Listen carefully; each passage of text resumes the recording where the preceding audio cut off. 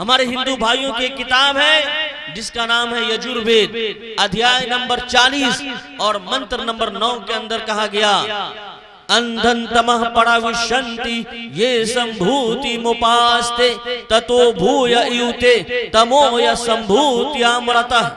क्या लोगों सुनो, जो अपने ईश्वर को छोड़ करके दूसरी तीसरी चीजों की पूजा पाठ करता है वो सब अंधकार में जा रहा है। चांद सूरज की पूजा करता है, धरती की पूजा करता है, वंदे मातरम। क्या मतलब कि मैं वंदना करता हूँ किसकी? धरती की। धरती क्या है? हमारी माँ है, इसकी पूजा करते हैं, इसकी इबादत करते हैं, अब इसको खुदा मानते हैं। तो अब बताइए इससे अल्लाह का कोई नुकसान होगा? अल्लाह का नुकसान नहीं होगा, इंसान का नुकसान होगा। अगर आप वाकई में धरती को खुदा का दर्जा देते हैं तो धरती पर चप्पल जूता पहन करके चलना छोड़ दीजिए। देखिए क्या हालत होती है। धरती पर पेशाब करना छोड़ दीजिए, धरती पे टॉयलेट करना छोड़ दीजिए, आपका नुकसान होगा, ईश्वर का नुकसान नहीं होगा। तो पूजा तो सिर्फ एक ईश्वर की करनी है। ये धरती, आकाश, ये चंद्रमा, ये सूरज, ये सबको ईश्वर ने हमारे और आपके लिए बनाया है, इससे फायदा उठाने के लिए बनाया है। ला तस्जुदू लिशम्सी वला लिलकमर, कि न सूरज की पूजा करना है न चांद की पूजा करना है। जिसने सूरज चांद को बनाया, जो इसका रचयिता है, जो इसका मूर्तिकार है, उसकी पूजा करना है, इसकी पूजा नहीं करनी है। तो दोस्तों बुजुर्गों, अगर कोई धरती की पूजा करता है, कोई चांद की पूजा करता है, कोई सूरज की पूजा करता है, तो इससे किसका नुकसान होता है? पूजा करने वाले का होता है। वो खालिक और मालिक, वो लॉर्ड और गॉड का नुकसान नहीं होता है। तो अगर कोई कहे कि धरती को वंदे मातरम करना चाहिए तो उससे इसका मीनिंग पूछ लीजिए और कहिए कि अगर तुम इसकी वंदना करते हो, इसकी इबादत करते हो, तो आज से जूता चप्पल पहनना छोड़ दो, पेशाब पैखाना करना छोड़ दो। फिर क्या होगा? हिंदुस्तान से कब्रिस्तान का टिकट मिल जाएगा, जल्दी मिल जाएगा। दोस्तों बुजुर्गों, तो अल्लाह ने इंसान के फायदे के लिए हर चीज को बनाया। और हमारे हिंदू भाइयों का जो ब्रह्मा शूद्र कहलाता है, जिसका माना होता है कलमा तैयबा, उसके अंदर क्या कहा गया? एकम ब्रह्म द्वितीय नास्ते नेहन नास्ते किंचन एकम इवम अद्वितीयम। क्या लोगों सुनो, there is no god but Allah. Muhammad सल्लल्लाहु अलैहि वसल्लम is last prophet of Allah. Muhammad सल्लल्लाहु अलैहि वसल्लम is last messenger of Allah. कि कहा गया कि एकम ब्रह्म द्वितीय नास्ते नेहन नास्ते किंचन, कि एक ही खालिक है। ब्रह्मा माने खालिक, रचयिता, क्रिएटर, वो एक ही है और दूसरा तीसरा नहीं है, जर्रा बराबर नहीं है। वहदहू ला शरीक है, उसकी जात में, उसकी सिफात में हम किसी को शरीक नहीं कर सकते। हो जिसमें इबादत का धोखा, मखलूक की वो ताजीम न कर। हो जिसमें इबादत का धोखा, मखलूक की वो ताजीम न कर। जो खास खुदा का हिस्सा है, बंदों में उसे तकसीम न कर। दोस्तों बुजुर्गों, जहां धोखा हो रहा है आप ऐसा काम न करें। जो डाउटफुल मामला है उसको छोड़ दें, जो शक शुबा मामला है उसको छोड़ दें। जिस पर यकीन हो, जो तौहीद हो, जो रिसालत हो, जो आखिरत की बात हो, उसको अपनाएं, उस पर अमल करें। इसमें सफलता है, इसमें कामयाबी है। और जो समानताएं हैं, जो बराबरी है, तो ये हमारे हिंदू भाइयों के अंदर भी तौहीद, रिसालत, आखिरत, ये तीनों चीज मौजूद है। गर्चे उनकी किताबों में परिवर्तन कर दिया गया, चेंजिंग कर दी गई, तब्दीली कर दी गई, उसमें कोई हाफिज नहीं मिलेगा। जितने पंडित आप देख लें, लाखों करोड़ों को ले आए, एक भी पंडित आपको ऐसा नहीं मिलेगा जो पूरा वेद आपको पढ़ करके सुना दे। और कारी तौकीर साहब हफिज़हुल्लाह खैरवा के अंदर हम लोग मारा मारी करते थे सुनाने के लिए, और पूरा पूरा कुरान सब बच्चे सब एक एक बैठक में सुनाते हैं, और यहाँ भी सुनाते होंगे और इंशाल्लाह सुनाएंगे। तो ये हाल है। दोस्तों बुजुर्गों, तो इसलिए लॉकडाउन में सबसे ज्यादा नुकसान हमारे मदारिस का हुआ है। अगर हम मुसलमान मदरसे पर तवज्जो नहीं देंगे, इसकी खिदमत नहीं करेंगे, जान से माल से अपने वक्त से जिस तरीके से हो, अगर हम मदरसे की खिदमत नहीं करेंगे तो जो हाल हमारे हिंदू भाइयों का हुआ कि एक भी हाफिज पंडित नहीं मिलता है, एक भी मौलाना पंडित यानी वेद गीता का ट्रांसलेट करने वाला, उसका अनुवाद करने वाला सही नहीं मिलता है, तो वही हाल हो जाएगा कि मर जाएगा आदमी लेकिन जनाजा पढ़ाने वाला कोई आलिम दीन नहीं मिल पाएगा। मस्जिद वीरान हो जाएगी, तरावी पढ़ाने वाला कोई हाफिज नहीं मिल पाएगा। तो इन्ना नहनु नज़्ज़लना ज़िक्र व इन्ना लहू लहाफिज़ून। अगर हम चाहते हैं कि अल्लाह की हिफाजत में आए, अल्लाह तो कुरान की हिफाजत करेगा ही, क्योंकि उसने वादा किया है और महापरले तक, कयामत के दिन तक वो इसकी हिफाजत करेगा। और अंतिम महर्षि मोहम्मद सल्लल्लाहु अलैहि वसल्लम ने फरमा दिया, खैरुकुम मन तअल्लमल कुरान व अल्लमा, रवाहुल बुखारी। The best among you is who learns and teaches the Quran, कि तुम में सबसे बेहतर वो शख्स है जो कुरान पढ़ता और पढ़ाता है।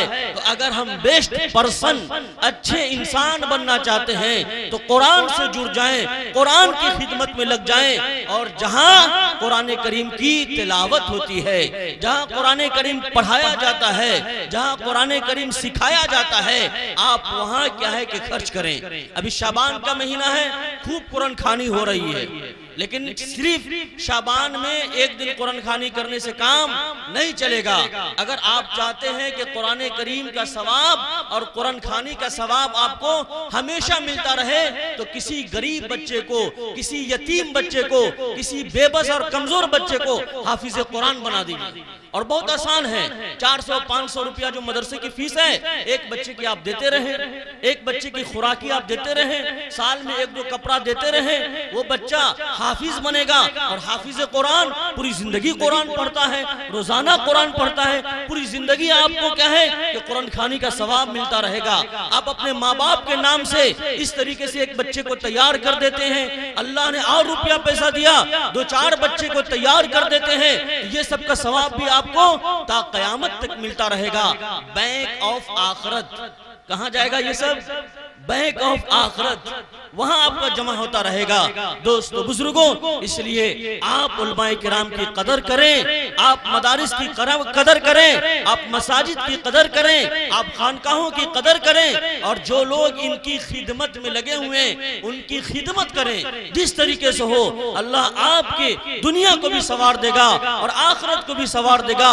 क्या हकीकत माल की खून बहाया कीजिए, क्या हकीकत माल की खून बहाया कीजिए, नेक कामों के लिए दौलत लुटाया कीजिए। दोस्तों बुजुर्गों, मैं सुन रहा था बच्चों के प्रोग्राम को, बच्चियों के प्रोग्राम को, बहुत अच्छा लग रहा था। माशाअल्लाह, यहाँ के असातिज़ा बड़ी मेहनत कर रहे हैं, यहाँ के तलबा बड़ी मेहनत कर रहे हैं। बस मैं उन्हें एक बात अर्ज करना चाहता हूँ कि रख हौसला, वो मंजर भी आएगा, रख हौसला, वो मंजर भी आएगा। प्यासे के पास चलकर समुंदर भी आएगा, प्यासे के पास चलकर समुंदर भी आएगा। मत थक कर बैठ ऐ मंजिल के मुसाफिर, मंजिल भी मिलेगी और मिलने का मजा भी आएगा।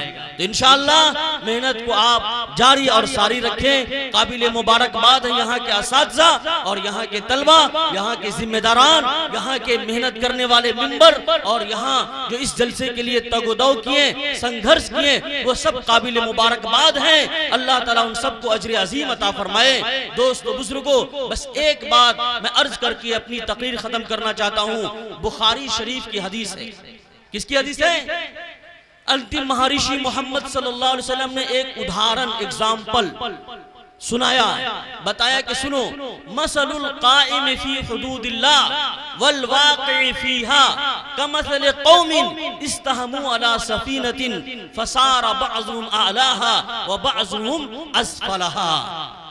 कि एक ऐसी कश्ती है जो 2 मंजिला है, यानी पानी का जो जहाज होता है 2 मंजिला, तो इस तरीके से मिसाल दी और फरमाया कि 2 मंजिला पानी का जहाज है।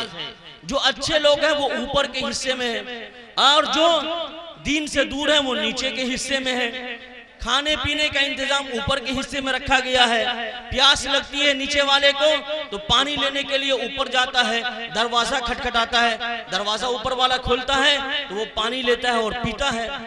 अब ऊपर वाला दरवाजा बंद कर दे, उसमें ताला लगा दे और नीचे वाला दरवाजा खटखटाता रहे, खोले नहीं, नीचे का आदमी प्यास से मरने लगे तो वो लोग सोचे कि पानी में जहाज चल रहा है, इसी में सुराख कर देते हैं। क्या कर देते हैं? इसी में सुराख कर देते हैं, चलो पानी मिल जाएगा। तो अगर नीचे वाले पानी कहे कि जहाज में सुराख कर दें, होल कर दें और ऊपर वाला तमाशा देखता रहे तो पानी का जब आना शुरू होगा तो सिर्फ नीचे वाला डूबेगा कि ऊपर वाला भी डूबेगा? सबका सब डूबेगा। हलकू हलकू जमिया, तमाम के लोग हलाक हो जाएंगे, बर्बाद हो जाएंगे। और अगर ऊपर वाला हाथ पकड़ ले और पानी उसको दे दे तो वह नजऊ जमिया, तमाम के तमाम लोग सेव हो जाएंगे, महफूज हो जाएंगे। तो दोस्तों बुजुर्गों, ये मिसाल कैसे दी कि आज लाखों लोग बगैर कलमा के मर रहे हैं। किसके मर रहे हैं? यानी अल्लाह को नहीं पहचाने, मोहम्मद सल्लल्लाहु अलैहि वसल्लम को नहीं पहचाने और बगैर कलमा हुए पढ़े हुए मर गए तो वो कहां जाएंगे? जहन्नम में जाएंगे ना, जहन्नम में जाएंगे ना भाई। बगैर कलमा पढ़े हुए कोई भी इंसान मरता है तो हिंदू ग्रंथ के मुताबिक और जो आकाशीय पुस्तक है, पवित्र कुरान है, उसके मुताबिक सब अंधकार में जा रहा है, जहन्नम में जा रहा है। तो बगैर कलमा पढ़े हुए एक ईश्वर को नहीं मानता है, अब मर जाता है तो अंधकार में जाता है, जहन्नम में जाता है। और उसको समझाने के लिए कौन को भेजा अल्लाह ताला ने? नबी को। नबी के बाद कौन को भेजा? नबी की उम्मत को। हम लोग किसकी उम्मत में हैं भाई? जनाब मोहम्मद रसूलुल्लाह सल्लल्लाहु अलैहि वसल्लम की उम्मत में है ना। और आप सल्लल्लाहु अलैहि वसल्लम के बाद कोई उम्मत नहीं आने वाली। आखिरी नबी की आखिरी उम्मत, जो काम नबी का था वो काम किसका है? उम्मत का है। ऑन ड्यूटी हम लोग 24 घंटा है, हम लोग को मुतय्यन कर दिया गया कि खबरदार कोई जहन्नम के अंदर जाए नहीं, गिरे नहीं। और हम लोग ऐश मौज करते रहे, दावत और तबलीग की फिक्र नहीं किए, उन तक सच्चे इस्लाम को और सच्चे कुरान को और सच्चे जनाब मोहम्मद रसूलुल्लाह सल्लल्लाहु अलैहि वसल्लम को नहीं पहुंचाए तो क्या हमारी पकड़ नहीं होगी? क़यामत के दिन हमारे दामन को नहीं पकड़ेगा? जलसा तो होना चाहिए, तो बज़ाब्ता उनको भी दावत देना चाहिए, उनको आगे बैठाना चाहिए, उनको भी बुलाना चाहिए। आप बताएं दोस्तों बुजुर्गों कि 20% मुसलमान, उसके लिए मदरसा, उसके लिए मस्जिद, उसके लिए दरसे कुरान, उसके लिए तबलीगी जमात, उसके लिए देवबंद, उसके लिए नदवा, उसके लिए मुज़ाहिर उलूम, उसके लिए बांदा हथौरा, लाखों मदारिस हैं, लाखों फारिगीन हैं। और जो 100 करोड़ क्या है, जो 100 करोड़ उसके लिए कौन है? तो उस पर भी ध्यान देना होगा, नहीं तो क्या होगा? जलते घर को देखने वालों, फूस का छप्पर आपका है। जलते घर को देखने वालों, फूस का छप्पर आपका है।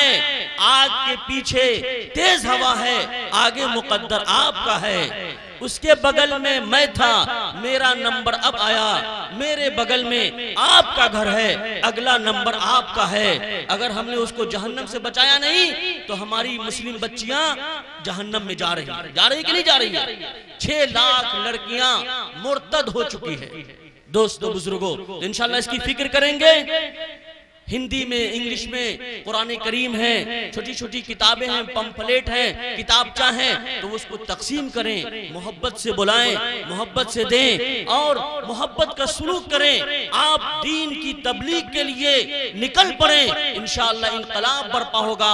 और जो हालात बिगड़ चुके हैं उसका सही इलाज यही है। आप उलमाए कराम से पूछें, उसका सही इलाज है। उमर फारूक रज़ियल्लाहु तआला अन्हु तलवार लेकर चले गए थे, किसको कत्ल करने? जनाब मोहम्मद रसूलुल्लाह सल्लल्लाहु अलैहि वसल्लम को कत्ल करने के लिए। लेकिन जब उनके पास कुरान की तिलावत हुई, ताहा मा अंज़लना अलैकल कुरान लितशक़ा, तो फिर क्या हुआ? उनका दिल सुन बिल्कुल कुरान करीम के लिए खुल गया, इस्लाम के लिए खुल गया। और इस्लाम के कितने बड़े क्या हुए? सच्चे पक्के दाई और सिपाही बन गए। खालिद बिन वलीद रज़ियल्लाहु ताला अन्हु, जिनको अल्लाह की तलवार कहा गया, तो वो कैसे बने? तो इसलिए आप इस फिक्र में लग जाएं इंशाअल्लाह। और जहां हमारी जरूरत पड़े आप कारी साहब से राब्ता करें, मैं आपको वक्त दूंगा, किताब की जरूरत पड़े किताब दूंगा इंशाअल्लाह। तो यही एक इलाज है। अल्लाह ताला हम तमाम लोगों को कहने सुनने से ज्यादा अमल की तौफीक अता फरमाए। बस एक शेर पे मैं अपनी बात खत्म करता हूँ कि यहाँ की मिट्टी को तैबा की धूल कर दे मेरे मौला, कहें आमीन। यहाँ की मिट्टी को बरियारपुर, यहाँ की मिट्टी को तैबा की धूल कर दे मेरे मौला, यहाँ के अफराद को पाबंदे रसूल कर दे मेरे मौला। महक जाए दमक जाए जहां से ये गुजरे, हम सबको ऐसा मदनी फूल कर दे मेरे मौला, आमीन या रब्बल आलमीन। माशाअल्लाह।